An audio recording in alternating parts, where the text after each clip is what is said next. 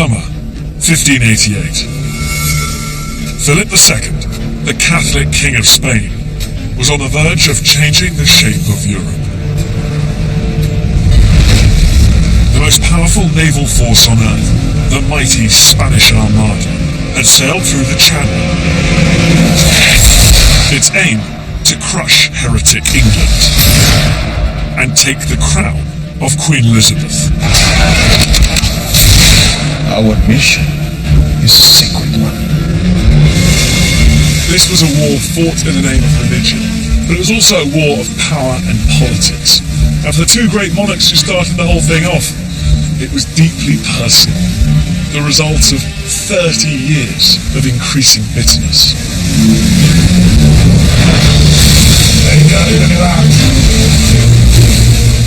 Now, to understand this defining moment in history, I'm sailing the waters I love, following the course of the English Navy as it battled the Spanish Armada. It is now howling gales, similar conditions to the ones that Drake and the fleet faced, while access to unique eyewitness accounts. This is one of the most remarkable letters I have ever seen.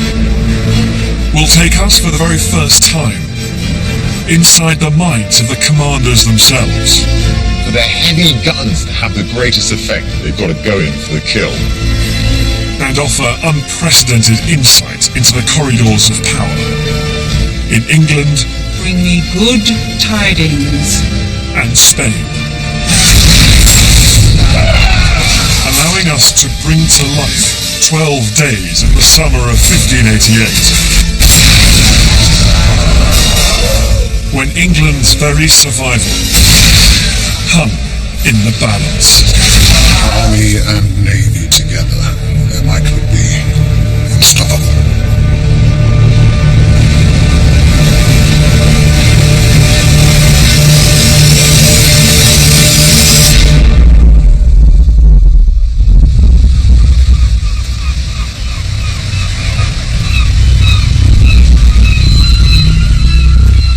For 9 days, the English Navy had pursued the Spanish Armada from Plymouth to the Isle of Wight.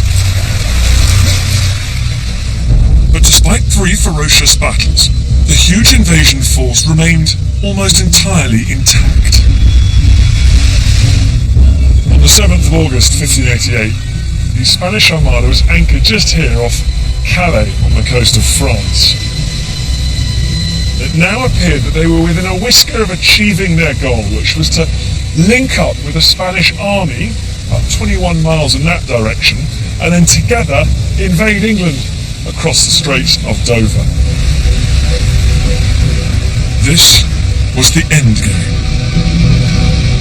Somehow, the English had to deal a killer blow, and fast, or the nation and its queen would fall.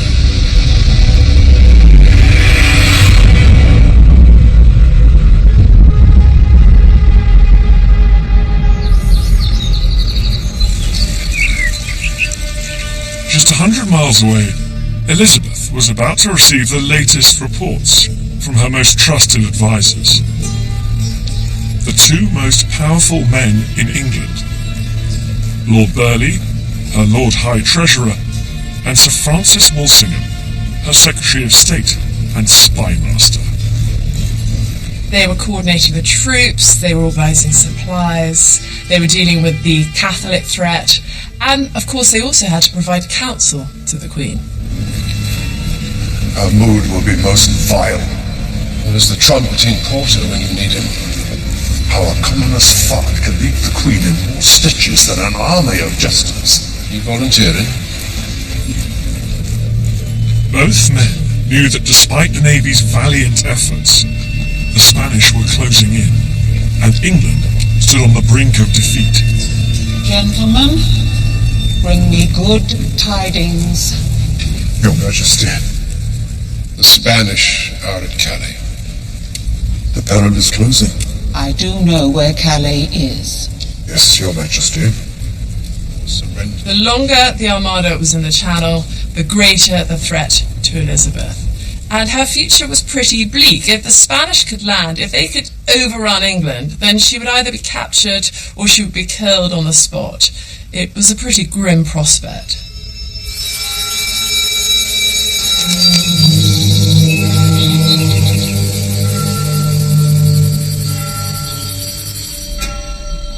Elizabeth's arch-enemy, King Philip II, was the most powerful man on earth. Ruler of the world's greatest empire. But over 700 miles from the action, he was out of touch with unfolding events. There are rumours reverberating around Europe, but of course, unlike Elizabeth, who is only, say, half a day away from communication, Philip is waiting more than 2 weeks at times to hear conflicting reports about what is going on.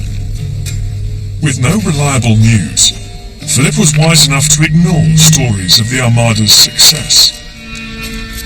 The Spanish ambassador told Philip that half the English fleet had been sunk. First of all, Drake had his legs blown off by a cannonball, and then he'd been captured. But in Madrid, Philip was wary of this optimistic talk.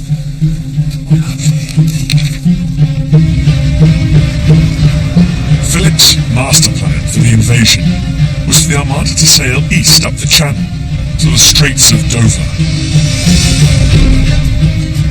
Then the 27,000-strong Spanish army based in Flanders, commanded by the Duke of Parma, would embark on 300 barges, sail out to meet the Armada and conquer England. With his two huge forces joined, and God on his side, the King of Spain remained piously confident of victory.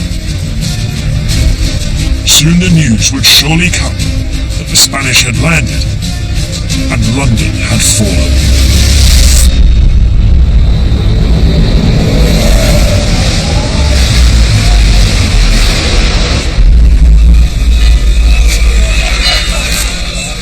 The English Navy knew what lay in store.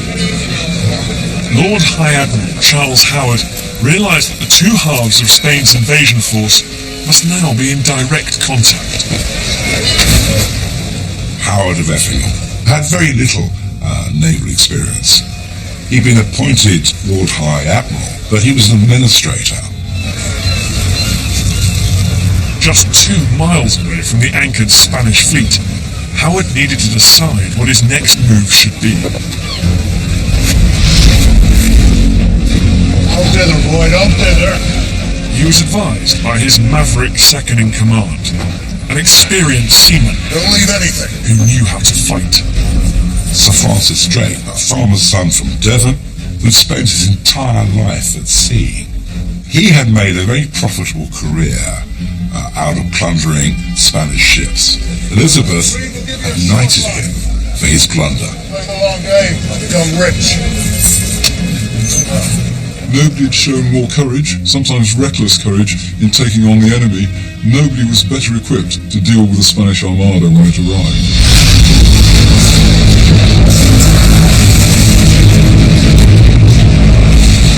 Over a week of fighting, Drake had taken some extreme risks and learned some valuable lessons. He'd known the English ships were faster. When he'd plundered a stricken Spanish galleon, he'd discovered that English cannon were superior too. And during another attack, he'd worked out just how close he needed to be to cause the enemy real damage. Now though, it seemed the English position was dire. They were desperately low on ammunition, because Elizabeth was too broke and too mean to properly equip her navy. And the Armada was now more threatening than ever. Howard and Drake were worried. The Spanish Armada was anchored here in friendly Catholic waters. They were being resupplied with vital food and water. But worst of all, they were only 21 miles away from a vast Spanish army, 27,000 men, commanded by the Duke of Parma. Drake and Howard were very worried that if these two forces were on the verge of joining hands, then that would create an invincible enemy. For Elizabeth, sheltered in her country palace at Richmond, this news was crushing. Parma's army is waiting in Flanders. Ready to embark? We should assume so. Days? Hours? If the Queen falls, England falls, effectively. She has no successor, she has no children, no direct heirs. The throne would naturally pass to the invader. Very well. Historians have never been sure of Elizabeth's precise movements during the 12 days of the Armada threat.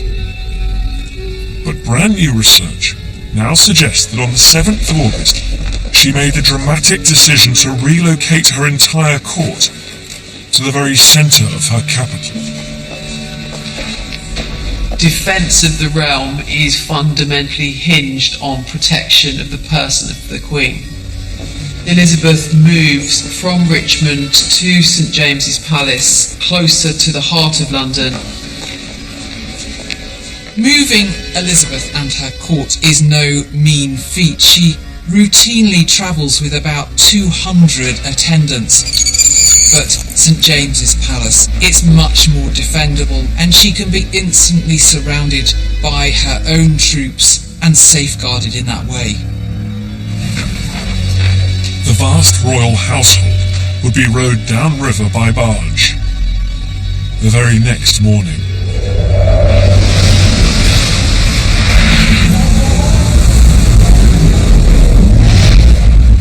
As they prepared for the worst, neither Elizabeth nor her navy had any idea that the Spanish fleet was facing some serious problems of its own. The king's orders are the king's orders. If only it were that simple. For a start, its commander, the Duke of Medina Sidonia, was at loggerheads with his deputy, Admiral Juan Martinez de Recalde. We're gaining the wind. Closing vertical, we will sail forth and fulfill the king's plan. Medina Sidonia was another administrator. He had spent barely any time at all at sea and would be seasick in a rowing boat. This is war, sir. Recalde is a sort of Spanish counterpart to Drake, a man of action who believes, this is my objective, nothing is going to get in my way from achieving it. Recalde had wanted to take an English harbour to secure a safe base and wait for news from Parma and his army.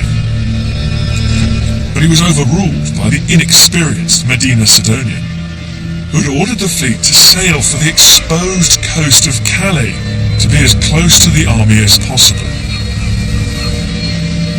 The problem was that despite repeated efforts, Medina Sidonia hadn't received any word from the Duke of Parma as to where or when their forces would meet. Now, within touching distance, news finally came from Parma, but it was devastating. Parma wrote that he had not yet embarked so much as a barrel of beer, let alone a single soldier, and he couldn't possibly be ready to join forces until at least the following Friday, which was a whole week away. Medina Sidonia was horrified. He'd raced all the way up the channel trying to make this rendezvous that turned out not to be a rendezvous at all.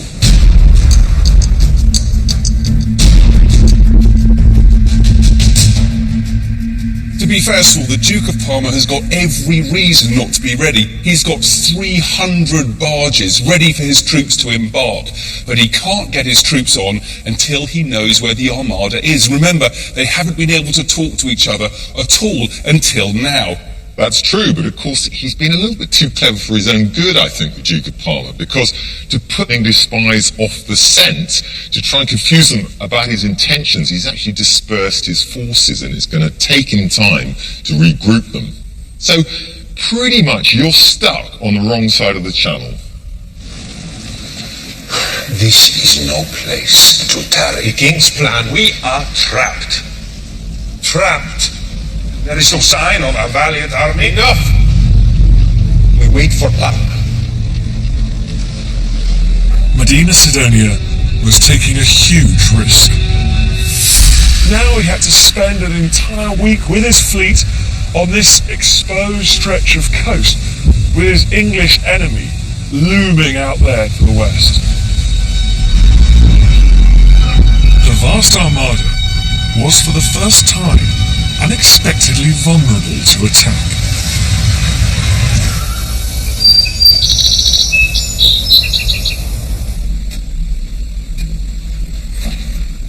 Isolated in his palace, the usually meticulous Spanish king had never realized that his invasion plan depended on some very complex logistics.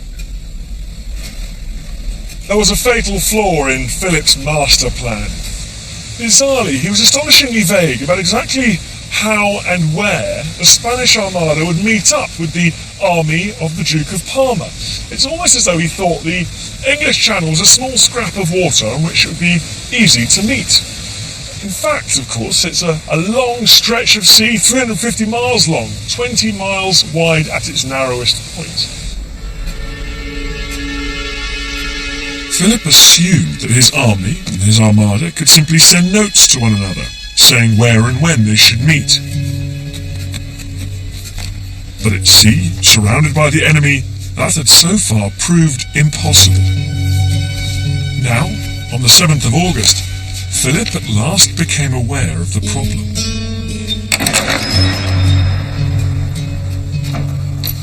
A messenger. From Parma.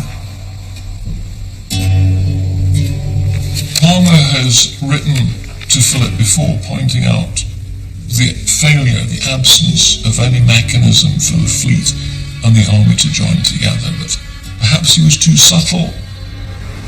Professor Geoffrey Parker is the world's foremost expert on King Philip, and has spent a lifetime unearthing documents that take us to the very heart of the Armada. This letter had been sent from the Duke of Parma a full 2 months earlier, and it made very uncomfortable reading. This letter arrives at the Escorial on the 7th of August, the very day on which the Armada is stationed off Calais.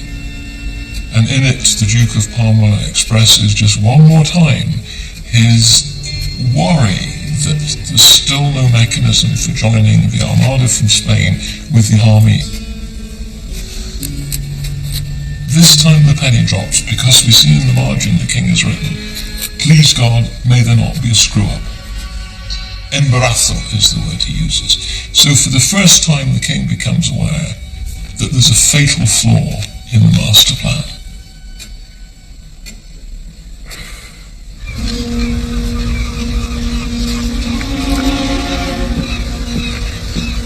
The funny thing was that both sides, English and Spanish, thought the other had the upper hand.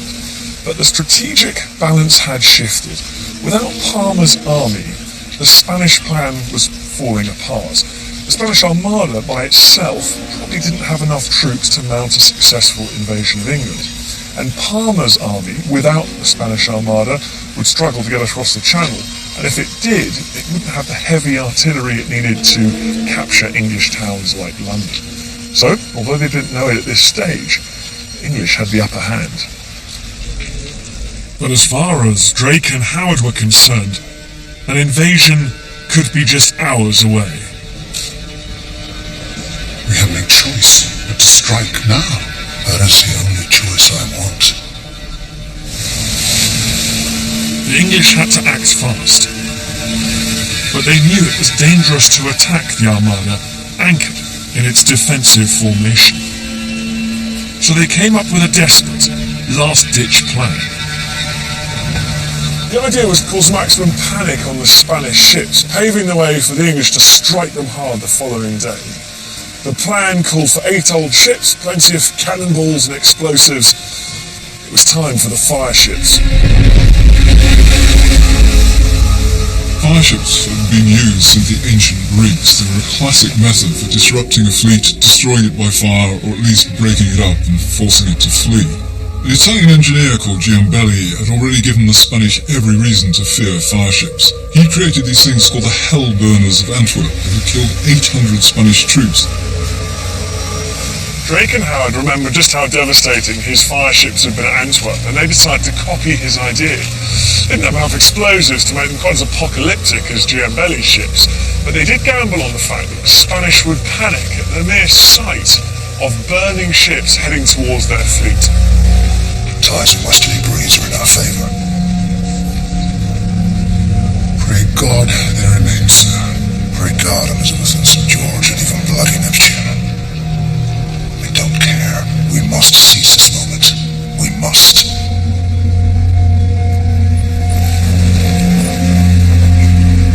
Howard asked his commanders to volunteer 8 ships between them. With little hesitation, Drake handed one over, and the other commanders quickly followed. Their alacrity in offering up boats to be sacrificed wasn't quite as generous or as patriotic as it might at first appear.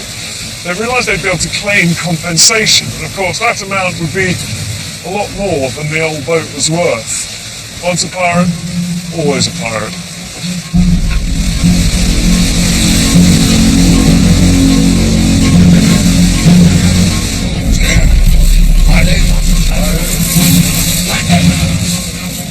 The principle is quite simple. You strip off anything of value, you paint the masts and rigging with tar, you fill it with combustible material, and you double shot the guns so the heat sends them off.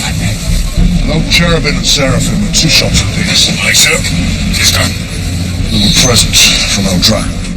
Given the flood tide, you send them off, sailed by skeleton volunteer crews, who leap into their little boats just before the fireships reach their target.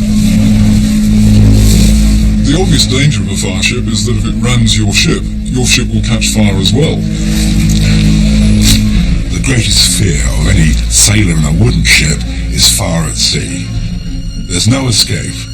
You either drown or you burn to death. Are we ready? We can alert them.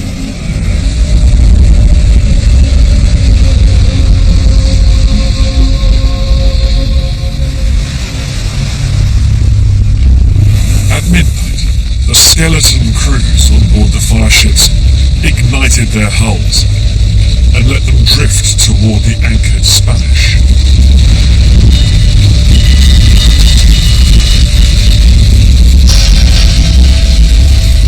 Lindsay had suspected that the English might try something like this, so he put a screen of small boats around the Armada to protect it, and they did manage to tow away 2 of the fireships, but the rest of the burning vessels sailed on right into the heart of the Spanish Armada.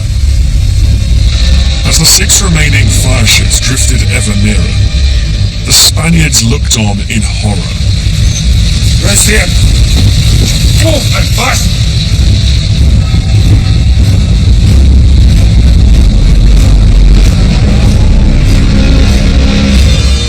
The problem with fireships is that, by very definition, they're on fire. They've got no crew on. So actually, they're relatively easy to avoid, and Medina Sidonia had given orders to avoid the fireships, and all of its captains managed to do that. They do it, but how do they do it? They panic, of course, because he's effectively said to them, you can maneuver, bring up your anchors and get out of the way. They don't do that. They cut their anchors, and the problem with cutting an anchor is you cannot then re-anchor. It's a tactical disaster in terms of the overall plan here, and the Armada is heading in flight away from Calais. I'll accept that there was extreme panic in Calais roads, but they all still managed to get out, leaving just a handful of ships fighting for their lives, I admit, on the Flanders banks.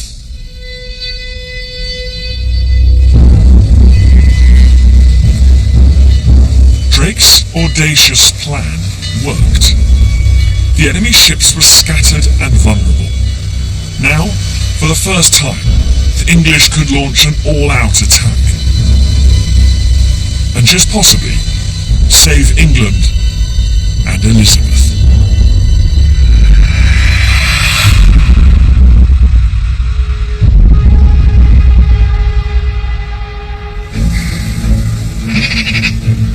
As her household made the last arrangements to leave Richmond, Elizabeth awoke, knowing nothing of the night's events. As far as she knew, the Spanish army might already be crossing the Channel, escorted by a victorious Armada. The Queen didn't know if she'd still be wearing England's crown by nightfall. Do stop fussing. You act as if what you do is more important than the defence of England. Ladies, please grant Her Majesty some peace. We can only imagine Elizabeth's state of mind. I mean, this is a conflict she'd sought to avoid. This is a confrontation that has now moved beyond her control, and she's simply in a position of waiting for the inevitable news of England falling to the Spanish. As Elizabeth prepared for the journey downriver to London, I am drained. Walsingham and Burghley continued to organise the country's last-ditch defence, preparing the English for invasion by spreading propaganda about the hated Spanish. Hispanophobia, the fear of the Spanish, is rife, and Walsingham and Burghley ramped up this fear for very good reasons. They wanted to stiffen the resolve of the English people if there was an invasion, because after all, every able-bodied man over the age of 16 would be expected to take up arms to defend the country. I have here a proclamation, a draft proclamation, which was sent enclosed in a letter from Burghley to Walsingham. It shows the heightened rhetoric that they are playing on. It refers to a full tyrannical conquest of the country, the depriving of Her Majesty and the slaughter of her subjects. Walsingham went even further in his rhetoric, in trying to inculcate a sense of fear. And he almost referred to a sort of sense of genocide and ethnic cleansing. That children over the age of 7 would be slaughtered, that babies would be branded in the face, that women would be raped and whipped. And what this did was to whip up a sense of fear in the people of England, a fear of Spanish invasion.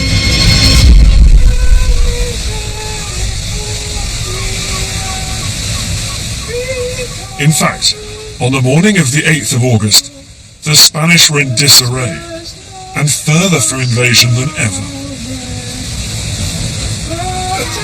As morning mass was celebrated, Medina Sidonia and Recalde took stock of the previous night's disastrous events. Most of the Armada had fled, and was now scattered. Only 5 Spanish ships remained anchored off Calais, including Medina Sidonia's flagship. Facing them, the entire English fleet, preparing to attack.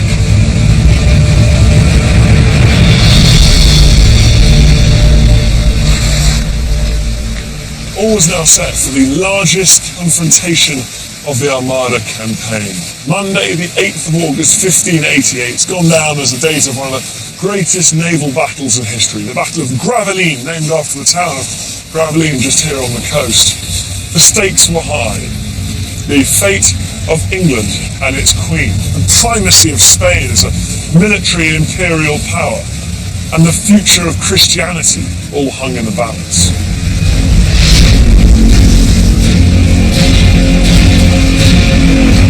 Howard's fleet was now joined by 35 ships from Kent, filled with fresh stocks of ammunition. For the first time, the English Navy outnumbered the Armada. Stand by, boys! Stand by! Making sure that coin is fast! And with all he'd learned over the past 10 days, Drake was determined to destroy the Spanish once and for all, sailing as close as he dared so that the English cannon could do maximum damage to the enemy's ships. Until I say you never stop! At 6 o'clock in the morning, Drake's squadron attacks, led by the Vice Admiral.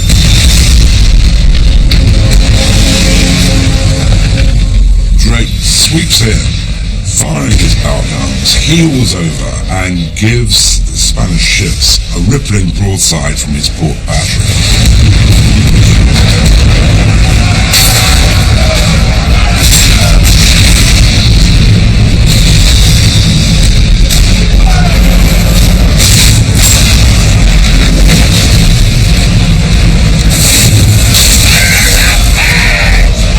And then the rest of the English fleet attack.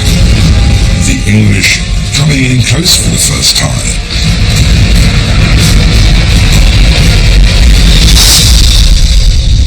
But the Spanish were not about to retreat from the fight. Up until now, Sam, the English, I think, have very sensibly kept their distance. They've been fighting maybe at 100 or 200 yards, but this is different. This is the decisive battle developing now. And Medina Sidonia knows he needs to do something. So he's here. Drake attacks him. He goes straight for the Spanish flagship. But the Spanish here fight a very, very important rearguard action that allows the rest of the ships time to reform. And so, displaying immense seamanship, the rest of the ships turn around and face the English.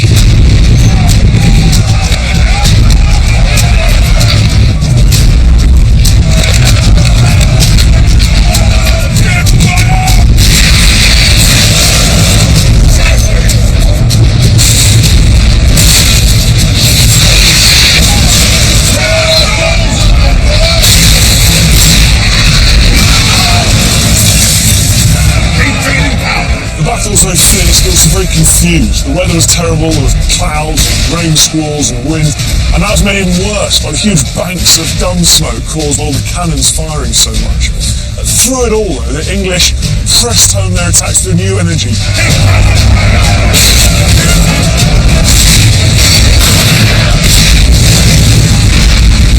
The English are closing in, causing structural damage. Now the Spanish ships are taking a terrible pounding. It goes on for 8 hours with the English is coming again and again and again at them. You get a real sense that this proximity of fighting, this new way of doing it, is having a massive effect on the Spanish ships. One of the problems is the disparity in the rate of fire between the two sides. San Martin fires off 300 cannonballs, but it's got almost 50 cannon, and that's just over 1 an hour. I mean, the English are firing 5 times as quickly. The Spanish have no respite. They simply haven't got the time to reload their cannon. It helps you understand just how one-sided this battle was.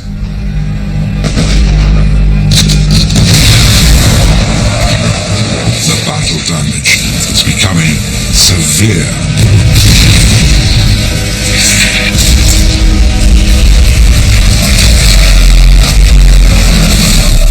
We have Spanish warships who are struggling to keep afloat. Carnage is terrifying to see. You like what we're giving to you? Bastards!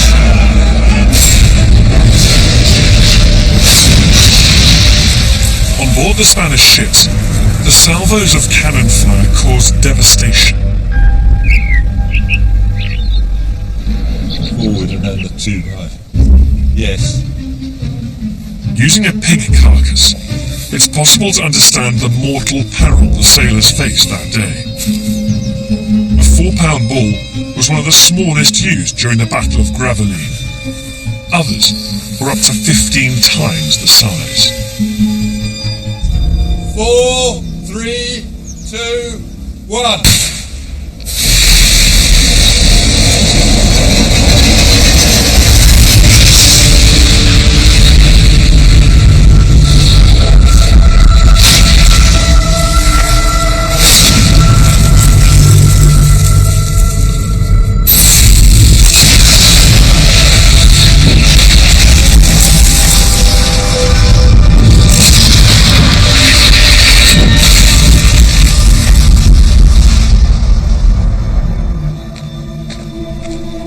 we've hit it fair and square on this massive oak target.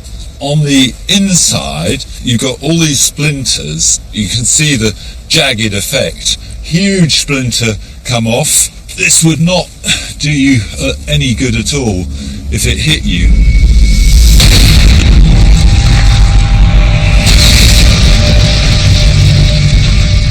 There's a nasty hole there, and inside the flesh there's a chunk of oak, a nasty jagged chunk of oak.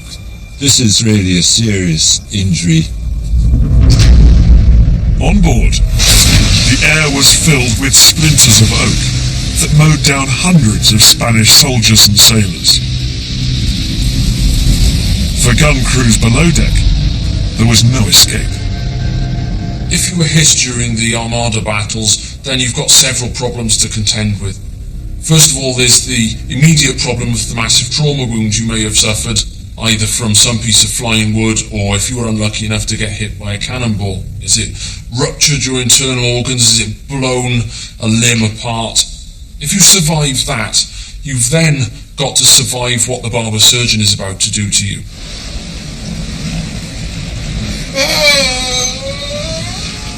Major amputation causes one of the biggest problems for the barber surgeon, and especially for the patient. First of all, there's the physical difficulty of hacking through bone and flesh of a patient. They would need to use something like this, which is a Tudor bone saw. Now, bearing in mind, if we're amputating the arm, that's going through one of the biggest bones in the body and some of the most hefty tendons. It's physically very difficult to saw through the arm. It requires the services not only of this, but of several large burly men to hold the patient down. But then even if you survive that, you've got a further stage, which is to stop the bleeding, but then to survive the infections that can creep in from infected dirty instruments or even the surgeon's hands.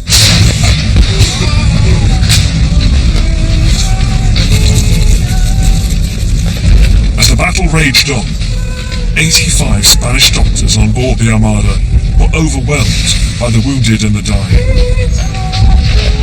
It was a bloodbath.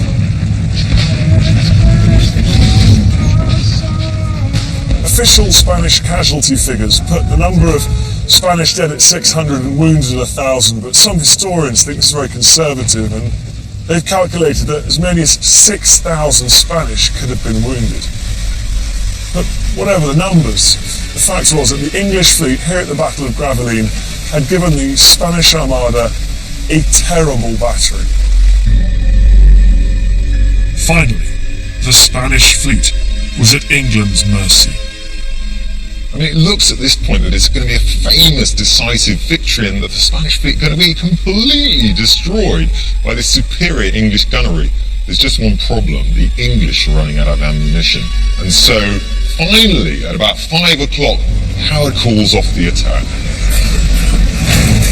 Even with the fresh supplies of gunpowder and shot from Kent, Howard did not have enough ammunition to finish the job. Spirited fight. They're smarting more than we are. The English had not landed any kind of killer blow. Why? Because they were handicapped all the time by shortage of ammunition, shortage of gunpowder. So even though English sailors had outfought the greatest military fleet the world had ever seen, the Armada escaped total destruction.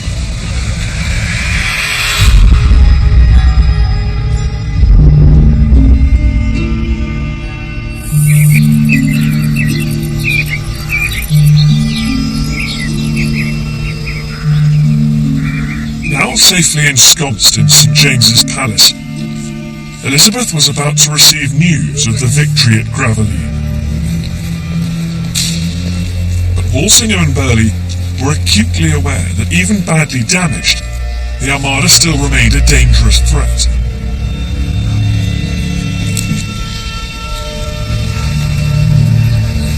Gentlemen, The Spanish are heading north. so we have prevailed. They could turn back. They could even land. I pray not. This whole enterprise is bankrupting us. There is more to war than bookkeeping.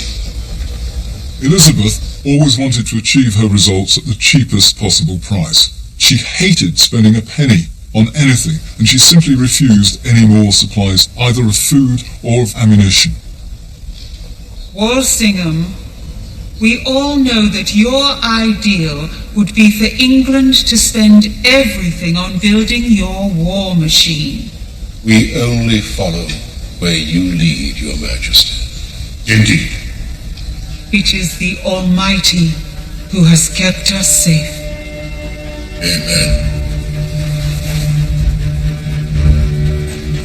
Elizabeth's concern for her cash-strapped economy, rather than the will to press home victory, meant she was still gambling with her own and her country's future. And at 11 o'clock on the 9th of August, that gamble paid off. The wind direction suddenly changed, and the Armada was blown north, far from the Duke of Parma's army. The wind had now finally done what the English had been trying to do all along, which is push the Spanish Armada out of the English Channel and into the North Sea.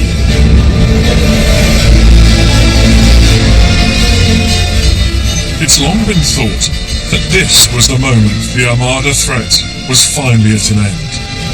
Many ships were in a desperate state, and sailing back into the Channel against prevailing winds was almost impossible. So it seemed like the planned invasion was over. But a remarkable recent discovery has revealed one more twist. An incredible eyewitness account of the Armada, written by Recalde and discovered by Professor Geoffrey Parker. He was the first person to read it in over 400 years. And this account revealed something utterly unexpected. That even after the Battle of Gravelines, Recalde believed the Armada could still fight, rendezvous with Parma, and invade. Recalde kept a log, and it's the log of a very, very irritated man. Recalde clearly thought that honour required a second attempt, and he must have made his views felt at the Council of War. We must resolve how to proceed. We owe it to our king to return to the Channel and execute what he commanded. We must come to blows with our enemies once more. Medina Sidonia could still do his duty and fulfill his monarch's wishes. But his courage failed him. The Duke of Medina Sidonia also keeps a log, and his log for that day suggests that they discussed what to do next, and there was a unanimous decision to set sail off for Spain, going north about, going around Scotland and Ireland, and heading back to Spain that way. I propose that we sail westwards around the British Isles and return home. It is our duty to save as many of the king's ships as possible and face his wrath. Are we in agreement? Then it is decided. It's impossible! We hold firm. We make rendezvous with Parma and proceed. We are homeward bound. And a plague on whoever is responsible. Medina Sidonia says it's a unanimous decision, we go back to Spain. Recalde says, I didn't like this, I protested, but I was overruled. They can't both be right. Just happens that we have another account from a senior commander who backs Recalde's account to the hilt and says there was a decision to go back to Spain and we protested and we were overruled. I think I believe Recalde.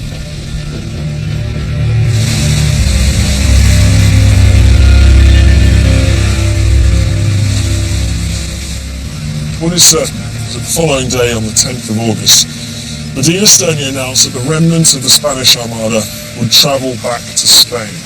But they go via the North Sea and the North Atlantic, round England, Scotland and Ireland. Humiliated and depressed, Medina Sidonia took to his cabin. The Spanish Armada had been defeated.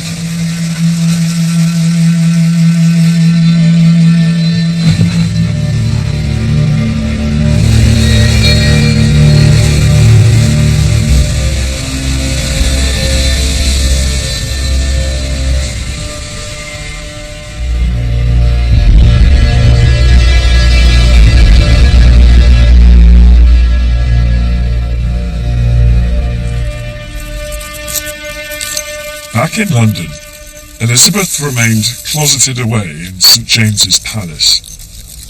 But as the vanquished Armada sailed north, and the danger clearly passed, she decided it was time to present herself to her subjects.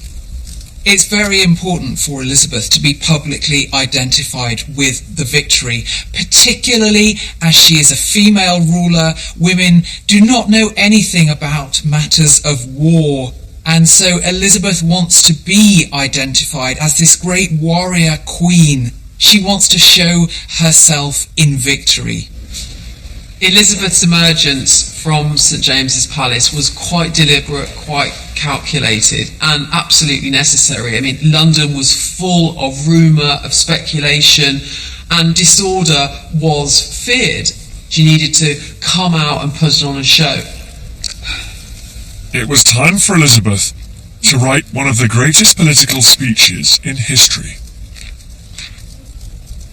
Wherefore I am come among you at this time, not for my recreation or pleasure, but being resolved in the heat and midst of battle to live and die amongst you all.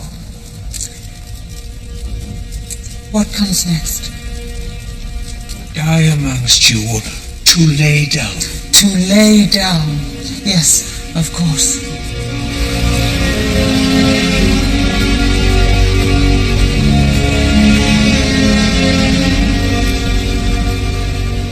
Tilbury Fort was where Elizabeth's troops were billeted, and it gave her the perfect opportunity to show herself to her people. She could progress all the way from Westminster to Tilbury, across the length of the Thames, and her people could see her. It's almost like she's saying, here I am, I'm fine. This was great PR. It was like a river pageant.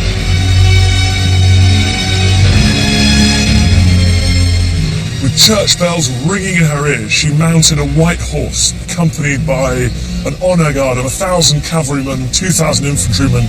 She made her way here to where her army was encamped at Tilbury Fort. The legend has it that she was wearing an armoured breastplate over her dress, as she reviewed all 17,000 men in her army. Then came the pièce de résistance. To lay down for my God, and for my kingdom, and for my people, my honor and my blood, even in the dust. I know I have the body of a weak and feeble woman, but I have the heart and stomach of a king, and a king of England too, and take foul scorn that Parma or any prince of Europe should dare invade the borders of my realm. The speech was pure gold. It was magnificent. It's up there with Shakespeare's Henry V. She was acknowledging that she is a woman, but she's saying she has the heart and stomach of a king and a king of England. You know, this is all part of the Gloriana myth. As a piece of propaganda, Elizabeth's speech here at Tilbury was unrivaled. Word of it quickly spread throughout the rest of the kingdom, and she knew full well that she wasn't just addressing the men in the army here, she was talking to the whole nation. This great heroine, a Protestant heroine who had defeated the Spanish advance, who had defended England against the Spanish, against this Catholic crusade. So it was absolutely central to the myth-making of Elizabeth. It was central to understandings of the success of Elizabeth's reign, and very much explains why she is celebrated today as one of England's greatest monarchs. Medals were cast. It shows the Spanish Armada foundering on these rocks. It's got the date, and it's got the words from a psalm written around the edge. You, God, are great and doest wondrous things. Even Elizabeth got in on the action. She wrote poems and hymns commemorating herself. But behind Elizabeth's glorification, there was a cold disregard for those who had saved her life and won her victory. The English fleet limped home, short of stores, with the crews exhausted from battle, only to be shunned by a queen who cared more for money than for the men who'd brought her glory. One would have thought that Elizabeth's navy would have been covered in glory after the defeat of the Armada, but in fact there's an astonishing audacity to what Elizabeth does next, because she actually criticises the commanders of her navy for not looting the Spanish ships enough and bringing her more riches. Victory apparently was not enough.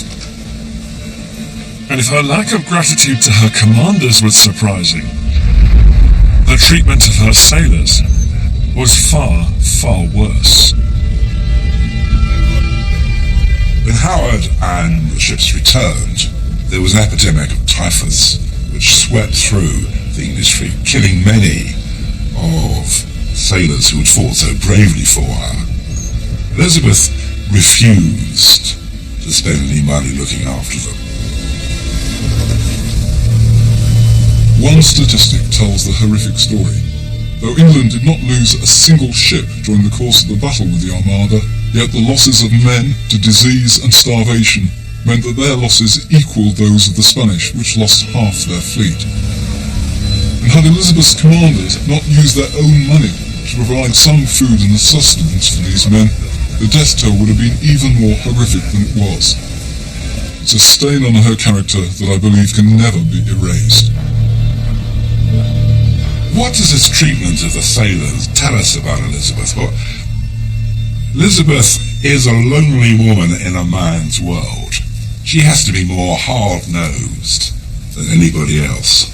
And so those Tudor genes she inherited enabled her to look very callous, to look very cruel in her treatment. But in the 16th century, this wasn't unusual. She was just better at it than others.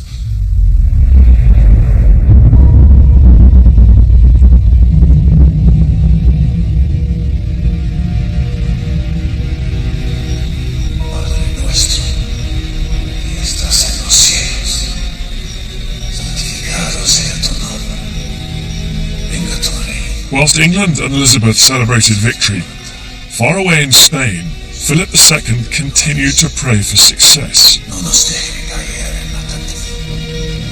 More than 3 weeks after the decisive battle, he was still unaware of the Armada's terrible fate. He had heard nothing from the Armada as to their progress and indeed where they were.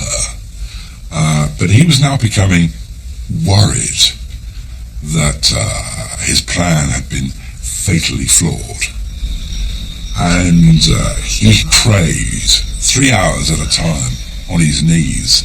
I mean, victory should be his. Isn't God on my side?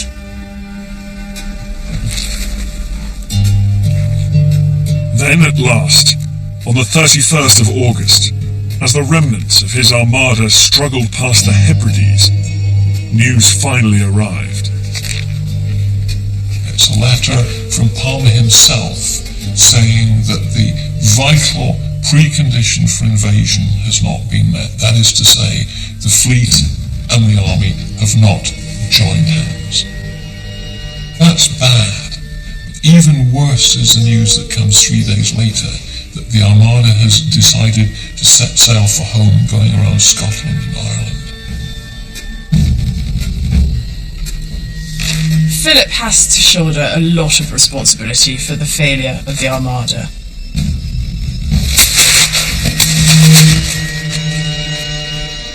And above all, Philip trusted too much in God. He had this blind faith that it didn't matter how bad or how flawed his strategy was, because God would make it work. Too much could go wrong, and lo, it did all go wrong. God not only deserted the Spanish monarch, but also the Armada as it struggled home. Because for the sailors who'd survived battle, there was even worse to come.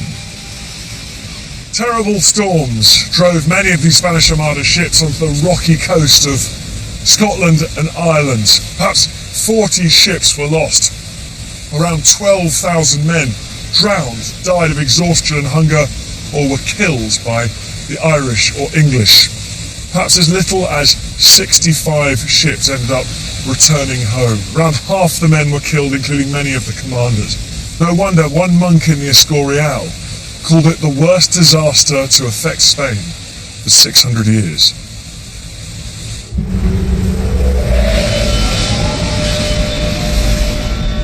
The Duke of Medina Sidonia was one of the lucky few.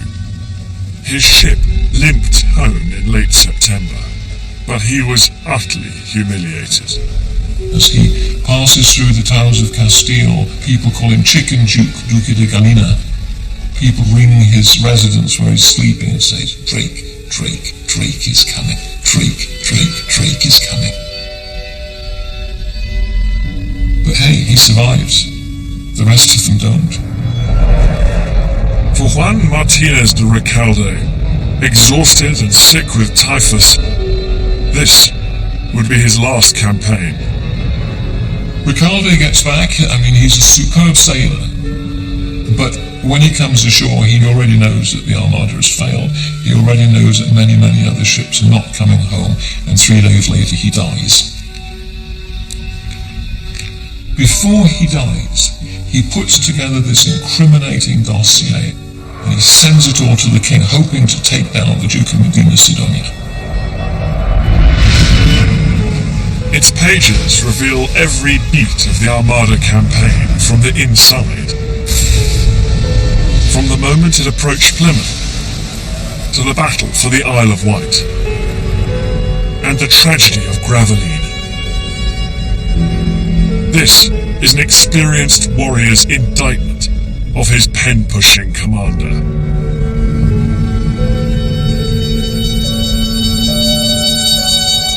We know the king reads it because Philip writes, I've read it all, although I would rather not have done because it hurts so much. But because Recalde's dead, he files it away, and it stays in these files until I find it 400 years later.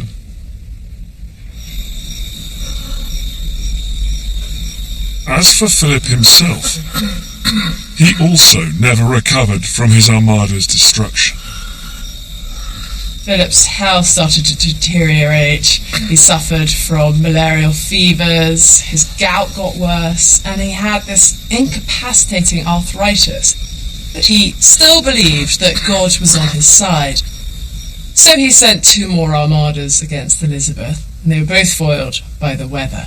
But he remained at war with England until his death.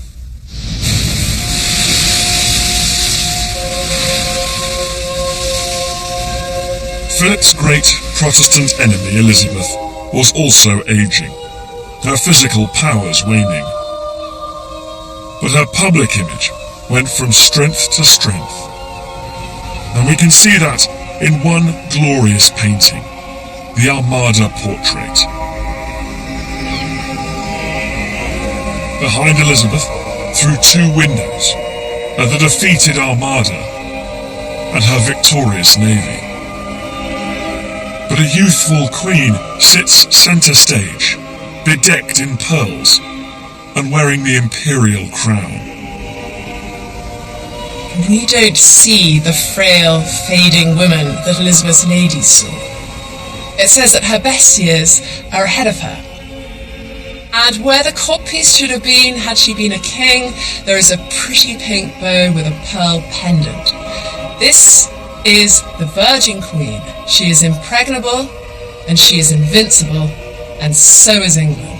She was now firmly established as the great Gloriana, the triumph of England. It was really the birth of national identity, and that identity was inextricably bound with Elizabeth herself.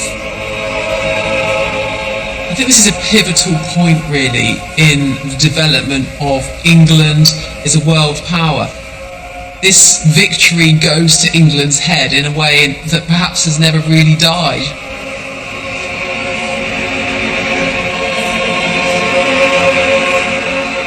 If Spain had won, chances are her empire would have gone from strength to strength. Instead, the defeat of the Armada is seen as the beginning of Spain's decline and the start of England's formidable rise. In the painting, Elizabeth is resting her hand on the globe, her fingers touching the Americas. In the decades that followed the Armada, England and its navy would set about constructing what would become the greatest empire in the history of the world.